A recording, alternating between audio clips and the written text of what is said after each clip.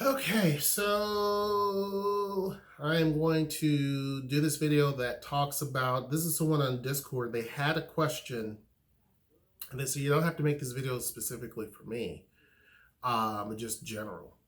But it's actually a pretty good question, right?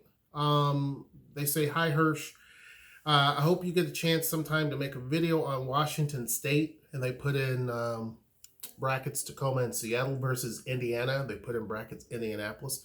You don't need to make it specific for me. It could just be general quality of life, cost, job opportunities, etc. between the two things.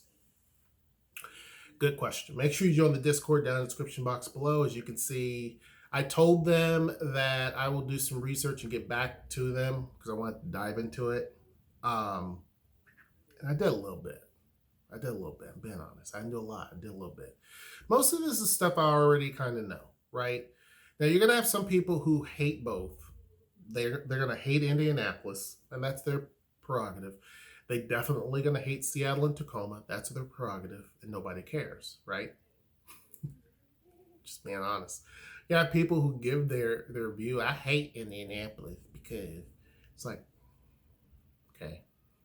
Well, I hate Seattle. It's just so much rain and there's homeless. It's like, who cares? I don't mean to be negative, but it's like,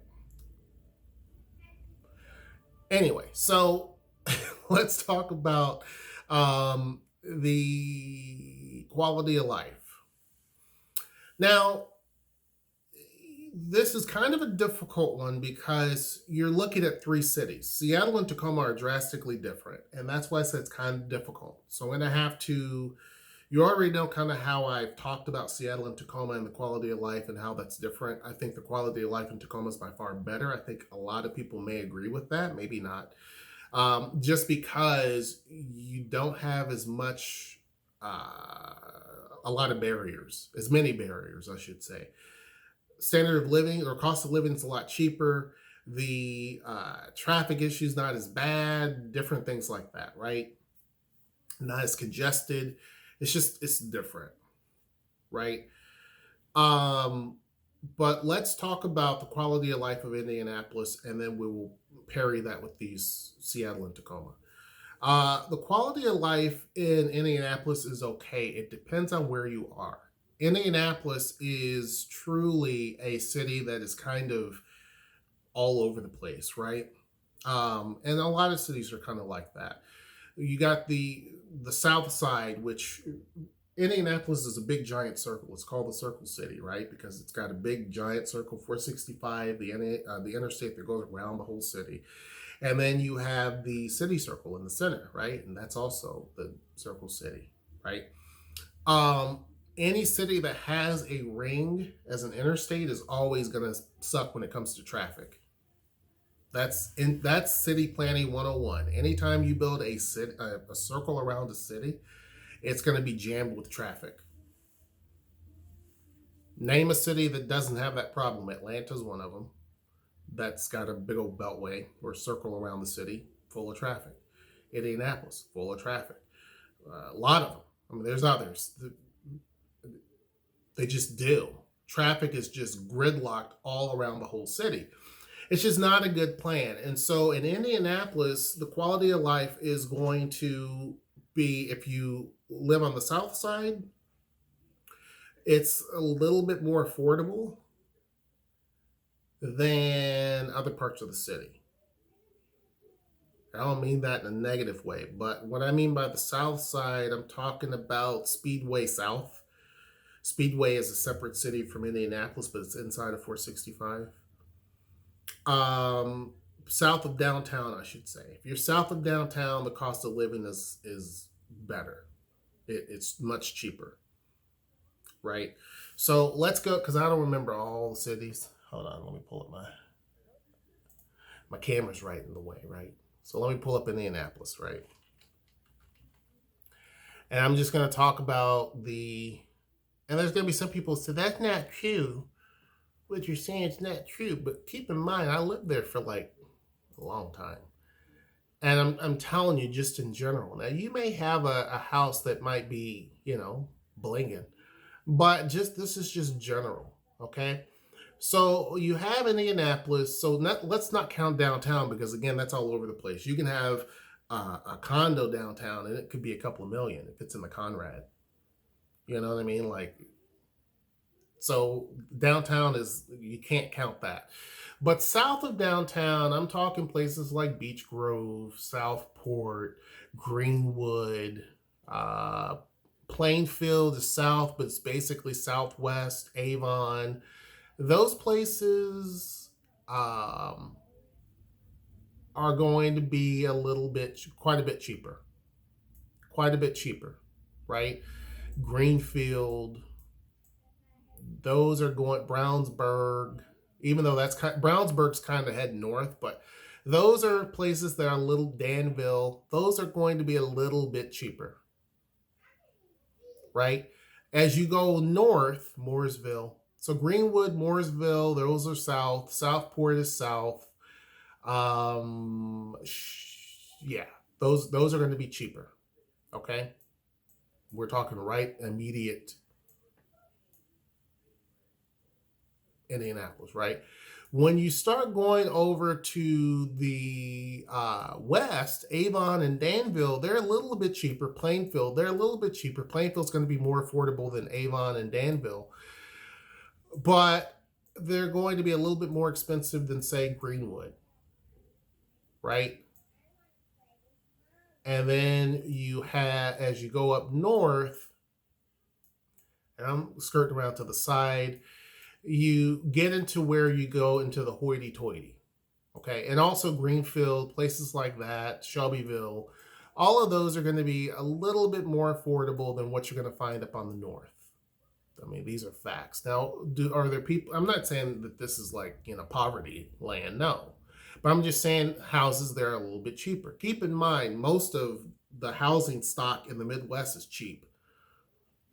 I mean, you have so much land to build on. There's so much farm that you can just keep building and building and building and building. So that's why when people talk about like, oh, like I bought this house and it's, $200,000, the house looks like a palace compared to here, because $200,000, you ain't gonna find nothing. $250, nothing.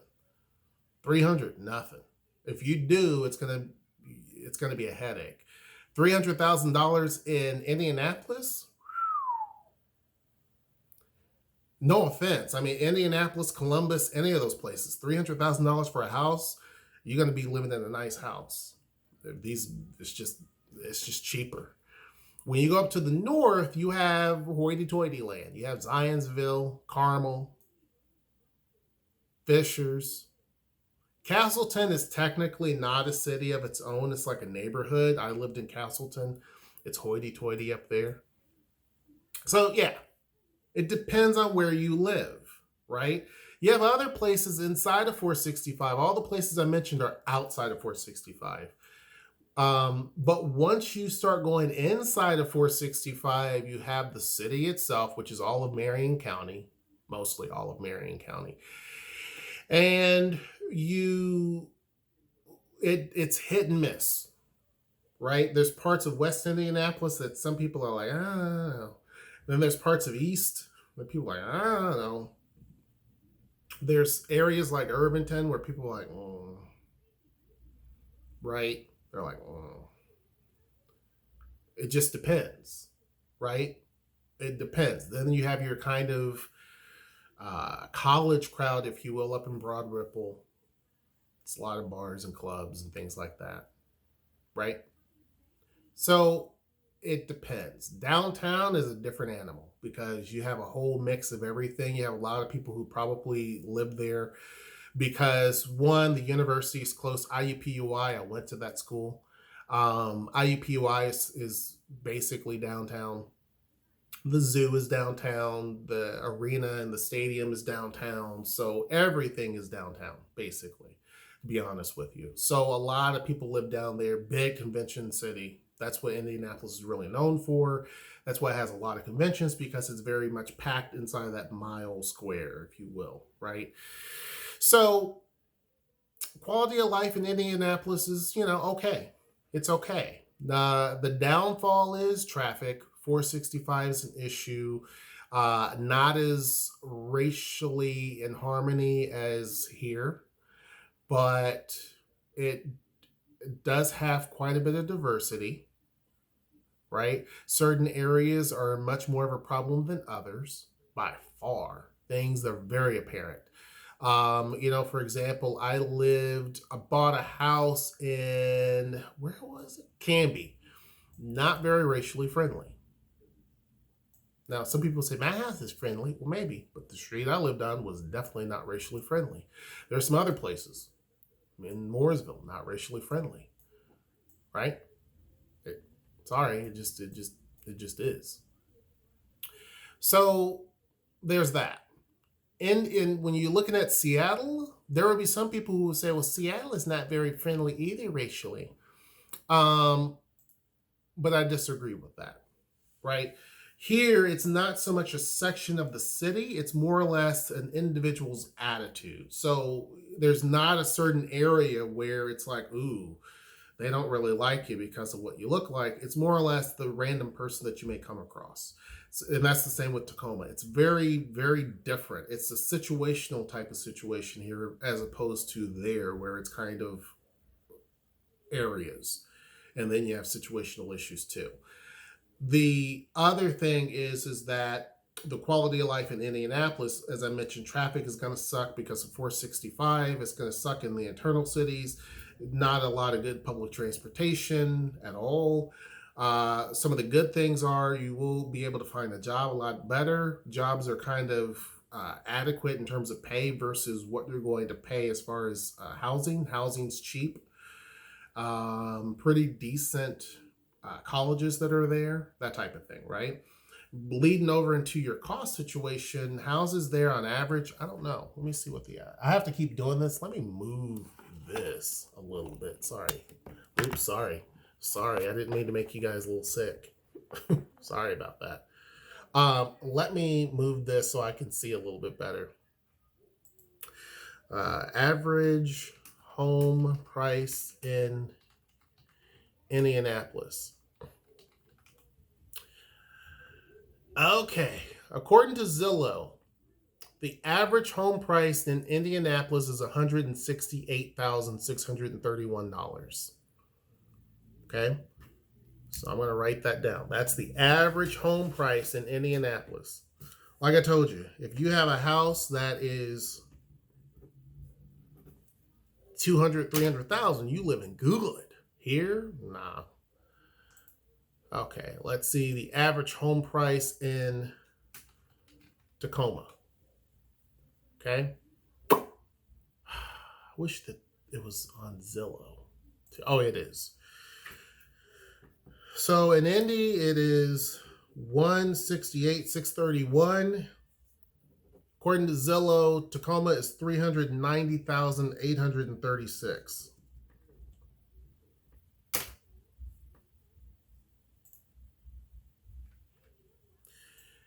Seattle, I don't know if you want to deal with the pain of that because it's going to be probably close to double. Let me find. I want to keep the same thing if I can. Oh, it's right up here at the top, and I just ignored it. I'm using Zillow for all of these. Now, some people will say, that ain't true.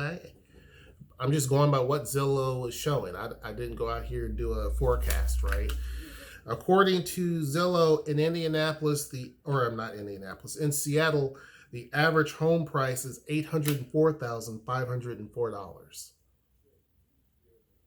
So you literally could get several houses in Indianapolis for just the price of one house in Seattle. Several. You can get at least two houses in Indianapolis based on just one house in Tacoma. But in Seattle, you can get a few based on that. Gives you an idea. You see what I'm saying? Like the cost of living is drastically different. Drastically different. And then you can go from there. Cost of food is more here. The cost of food is more, the cost of gas is more, the cost of insurance is more, the cost of property taxes is more. Everything here is by far more than what the Midwest, any place in the Midwest is going to throw at you. And I mean, Chicago, all of those places are by far cheaper than what it is here. It just is. It's the West Coast. So housing, taxes, childcare, all of that is cheaper there than here. Here, childcare will kill you. I'm being honest. Childcare and here, don't even think about it. If you have kids, it's going to be bad. I know people back there who's like, it's expensive for childcare. Wait till you come here. Childcare will just kill you. Jobs. Now, you can get a lot of jobs in Indianapolis, not as much competition.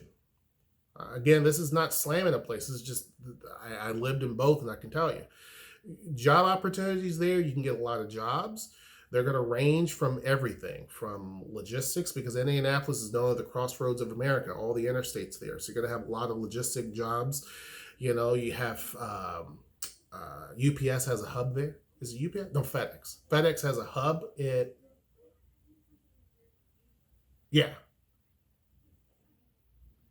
yeah, I think so. Indianapolis FedEx has a hub there. They also have one in Memphis as well, but they have a hub there. So yeah. I mean, logistics are going to be a big job opportunity there. Tech is starting to become more of a big job there too, because you have a lot of tech companies coming in, focusing in and around the city, a lot of them downtown.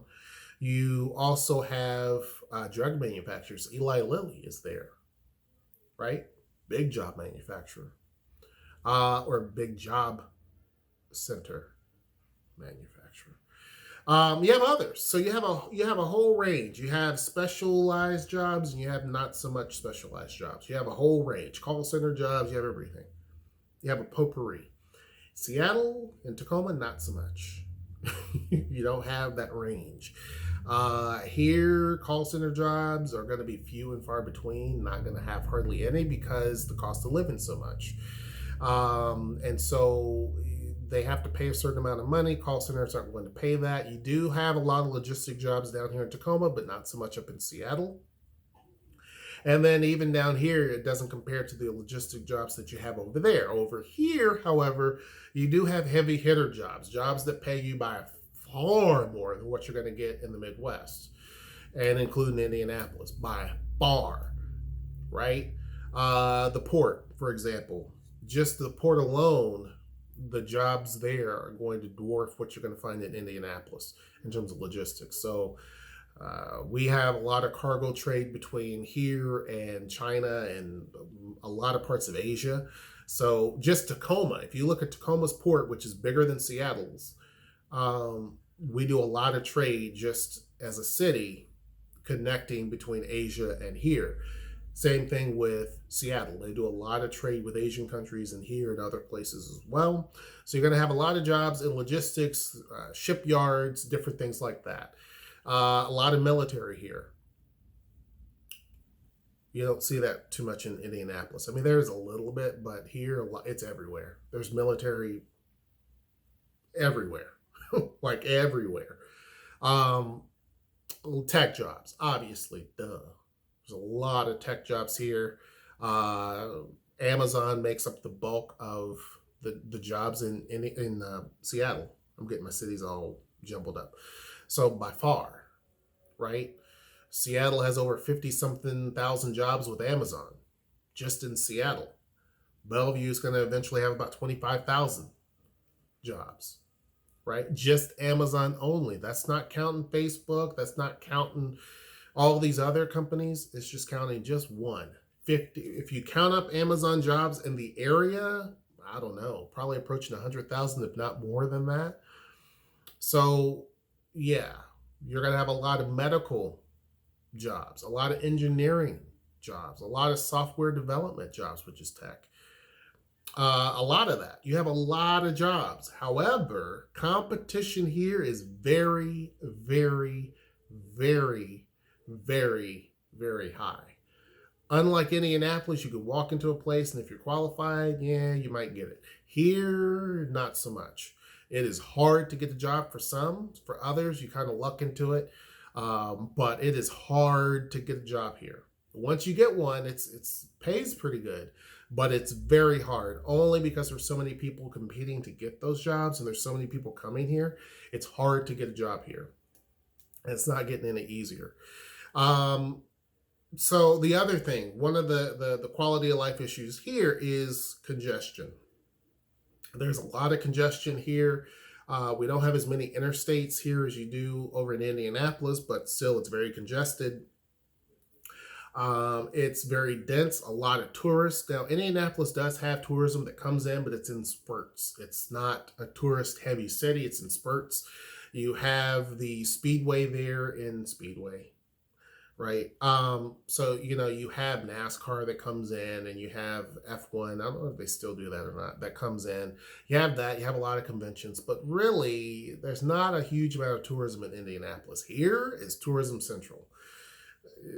Just a month of tourism in Seattle probably dwarfs what you're going to see all year in Indianapolis, just because there's a crush of people that come here all over the world. People come here. Just look at the airport, for example. Our airport is bonkers. It's always full. Not now, but it's always full, always crowded.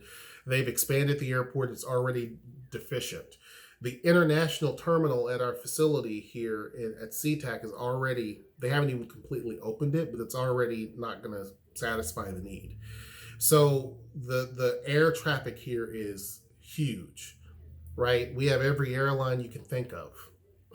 I mean, it's Seattle's a very popular city, right? So tourism is high here. Some people don't like that, right? Because you have a lot of folks that just come here. It's big for the economy, but some people don't like that. Tacoma has quite a bit of tourism too that is kind of steady. Not nearly what you're going to see up in Seattle, right? It holds the title of that. If you're looking at the Pacific Northwest, Seattle holds the title, obviously, for tourism. It just does. And then, obviously, Portland would be number 2. What else?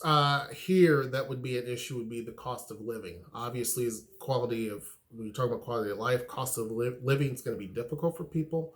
And that is kind of a turnoff. Some of the bonuses, though, is water. You're not going to find an area that is quite as beautiful as this. Seattle skyline and the water, I tell people that is one of the big selling points for me and for other people. You can do a lot of stuff outdoors. You have volcanic mountains that are close by. It's a completely different world. Literally, once you start to go upside it can be 80 degrees outside in the summer, and then you can go up the mountain and it's like winter. So it is such a drastic difference. Here you have all types of wildlife. You have mountain lions that you may randomly see, wolves walking around, deer, elk, different things. You have to go in certain places. You're not going to see that in downtown Seattle. But black bear, you have different things here, right? That is just, it makes this place very magical. So for all of the pain, financially, it is one of the most beautiful places, in my opinion, in the country. Just because of what you have. A lot of diversity. A lot of people from other countries live here. A lot of folks from Asian countries, even in Tacoma as well. We have a huge volume of that, which I really and truly do like. You have a lot of job opportunities down here as well in Tacoma, as well as up in Seattle, more so in Seattle than you do down here. So that is kind of the difference. It's just hard to get. It's harder to get a job either in Seattle or Tacoma versus Indianapolis. It's just harder. To make it here is much harder by far. Let me do a quick one of the cost of living or the average price for a home in my hometown of Bowling Green, Kentucky. I don't know if it's going to even show it. Right? Yep, it does. Honestly, in Bowling Green, Kentucky, my hometown, the average price for a home is higher than what it is in Indianapolis. In Bowling Green, it's $181,372. Indianapolis is $168,631. So the average price for a home in Bowling Green, Kentucky is more than almost $20,000 more. No, not almost. It's like $15,000 more than the average price for a home in Indianapolis. Because Indianapolis has a lot of houses in areas of the city that's kind of more of a depressed area that you can get for a few grand, like $2,000, $3,000, $5,000. Like, it has a lot of that. You're not going to find that in Bowling Green. There's no place you can find a house for $5,000 there. But back in the day, I could see houses up in Indianapolis that were only $5,000. So that probably is depressing it quite a bit. But yeah, the price of homes in Bowling Green are $181,000. Let's take a look at Atlanta. No, that's based on Zillow. I'm using the same source. Right? In Zillow, it says for Atlanta, the average price for a home is $303,987, right? It's still cheaper than Tacoma. Tacoma's at $390,000. So Tacoma is about $90,000. Well, no, my math is a little off. It's about $86,000, $87,000 more than it is in Atlanta. Just homes here, on average, are about $80,000 more in Tacoma than in Atlanta. And then in Seattle, you can't, again, Seattle is double that price, a little more than double. So anyhow, hope you guys enjoyed this video. Make sure you join the Discord down in the description box below. Make sure you like, share, and subscribe. And until next time, I will see you. Take care.